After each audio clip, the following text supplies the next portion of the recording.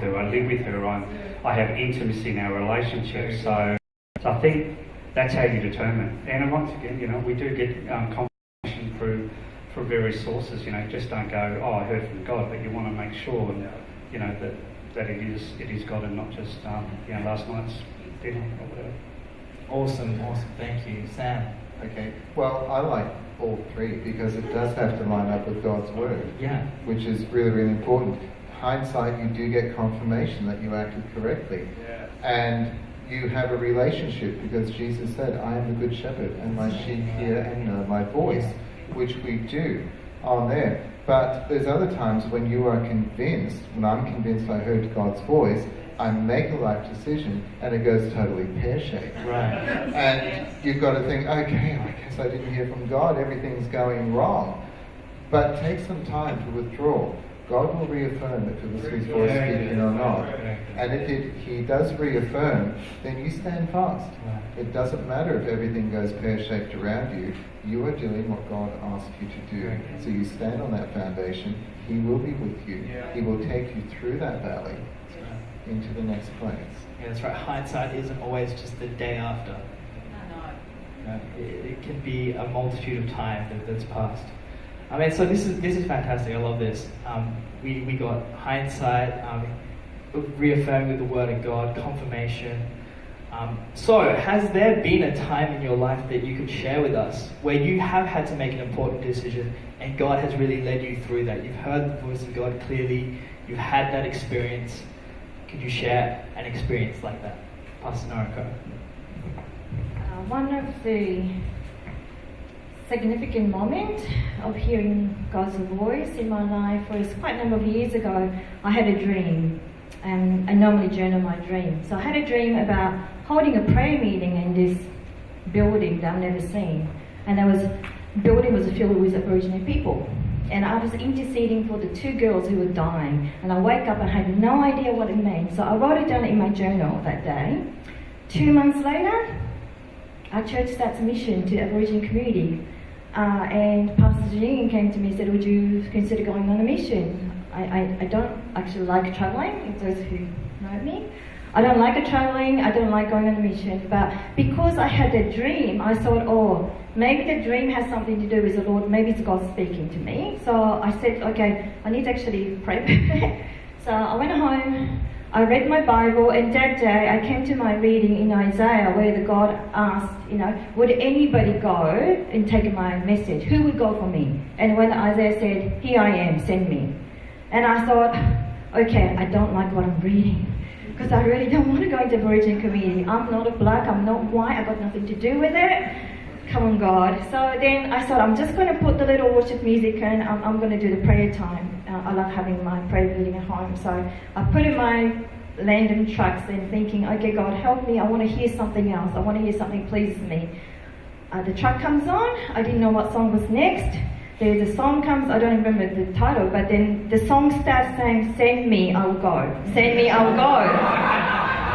And actually, when I heard that, I was on my knees in my lounge and said, okay, God, I will go. So I went, and from there on, the next, I think it was almost 7 years, while we were doing Aboriginal community mission regularly, God really shaped my life. That really taught me about myself in Him. God actually really identified my spiritual gifts, and then God really helped me to go through the healing process in those 7 years. And from there that I was actually asked to take on the prayer ministry at the church because of this mission. And then there I gained my spiritual mentor who mentored me until she passes away. And she taught me how to pray, she taught me how to do the spiritual warfare and all that. And 5 days before she passed away, while I was visiting her at the hospital, she prophesied over me, said I was going to be a pastor. And I didn't believe that, but it's not just the one thing God does, but you hear the God's voice something and God connects you to something else, almost connecting the dots. And if it wasn't for that day, me hearing God's voice to say, go to this mission, I don't think I'll be a pastor today. So to me, that was one of the really significant moments of hearing a voice, not knowing what God had in store for me. I didn't know that day when I said yes to the mission that God had all the other plans. But yeah, that was one of the significant days. Wow, that's incredible. That's a really good example of, at the time, maybe it wasn't necessarily what you thought would be the most life-changing experience, but in hindsight today, when you look back, you can see God's handprints all over your life from that very moment, which is awesome. Pastor Janine? My story is also a little bit older than that, but it revolves probably the most important or pivotal decision in my life. So it was when I was 19, I was in my grandma's kitchen, and my uncle came in and said to me, Janine, you should go to Bible college. And I went, what? I just laughed at him. And I was 19, my dad had died 4 years ago, and suddenly, and I was settled, I was just had a promotion at work, things were going well, and in those days going to Bible school meant moving interstate. I lived in Melbourne and Bible school was in New South Wales, so we didn't have local Bible schools like we do now. So I'm going, what? I laughed at him, and he looked me in the eye and he said, well, you need to pray about that. And I went, okay. So I went home and I prayed, and I know this vintage. I bought the Bible today. Look at that. It's That's vintage. It'd probably sell on eBay, but you know. Anyways, as I was reading, I felt God speak to me, and interesting, I've got the date, Sunday, December the 19th, 1982. I was born. But, you know, and I felt God speak to me out of John, and it's talking about unless a grain of wheat falls into the earth and dies, it remains alone. He who loves his life loses it, and he who hates his life in this world shall keep it to life eternal. If anyone serves me, let him follow me, and where I am, there shall my servant also be. If one serves me, the Father will honour him. And God really spoke to me through that passage and said basically that my life was not my own. And he was really challenging me, and I thought, oh wow, maybe there's some truth to this. So I actually made an appointment and went to see my pastor, and I laid it out, and I said, what do you think? Is God speaking to me? You know, should I go to Bible college? And he listened, and he said, okay, well, how about you come back in a week's time? We'll pray about it. I'll pray about it. You pray about it, and then let's see what happens in a week's time. So I went home, and then I've got it marked again, you know, history lesson. Saturday, December the 25th, 1982. And so this is in my normal devotion, so I wasn't sort of opening the Bible and sort of going like this. This was just in my normal reading in the mornings or in the afternoons, whenever it was. And I read about the Apostle Paul, and when he got the vision of the man calling into Macedonia. And my Bible says, and when he had, this is New American Standard, and when he had seen the vision, immediately we sought to go into Macedonia, concluding that God had called us to preach the gospel to them. And that word immediately seemed to jump out at me, and I went, okay, God, well, maybe you are talking to me, and maybe I do need to make the decision to pack up and go. It wasn't a small decision because, as I said, my dad had died, and, you know, I was with my mum and my other sister at home. It was a big deal for me to move interstate as a 19-year-old, and I had a great job and everything. I was basically leaving everything and moving interstate. So I go, okay. So I made the other appointment to speak to my pastor, and I said, what do you think? You know, what do you think?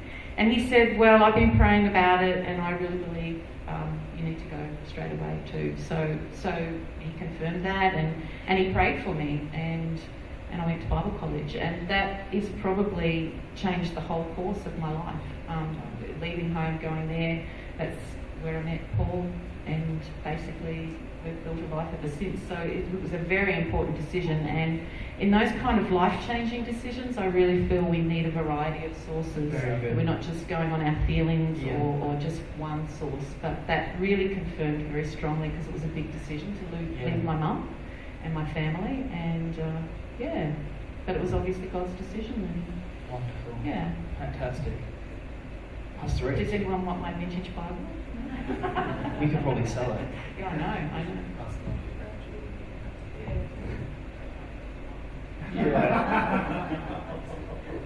So there's fairly significant times God's done some spoke to me about major decisions, but you probably want to go get a cup of coffee for this one and come back, but not really. I got saved, and someone prophesied over me at church and said, I was living in the Blue Mountains at the time, and someone said, oh, you've got a special calling on your life. There's others, but you've got a special calling on your life. And so my head went really big, and I didn't understand it, but I've got a special calling on my life. That's great. Not long after that, everything fell apart.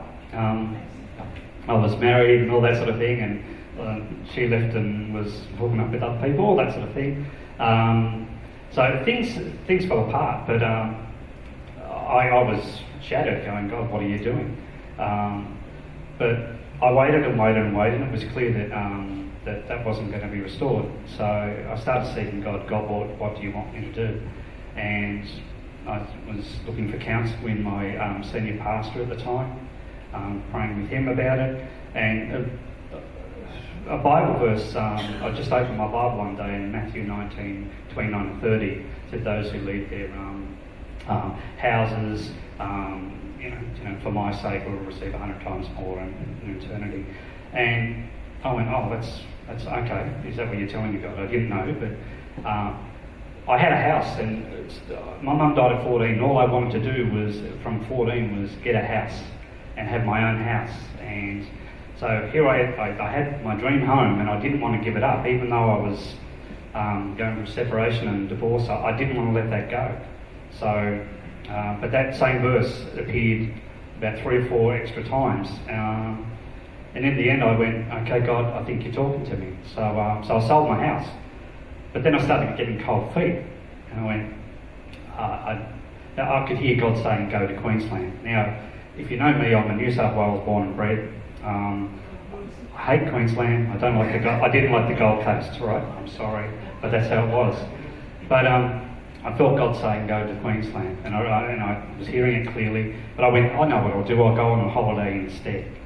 So I come up on a holiday, and as soon as I walked through the doors of Hope, actually it was the first Sunday I was here. It was 20 years ago, January. Yeah. I knew God said, "This is home." Yeah. And I went, "Wow, okay." And I heard it clearly, and I went, "Wow, this is home."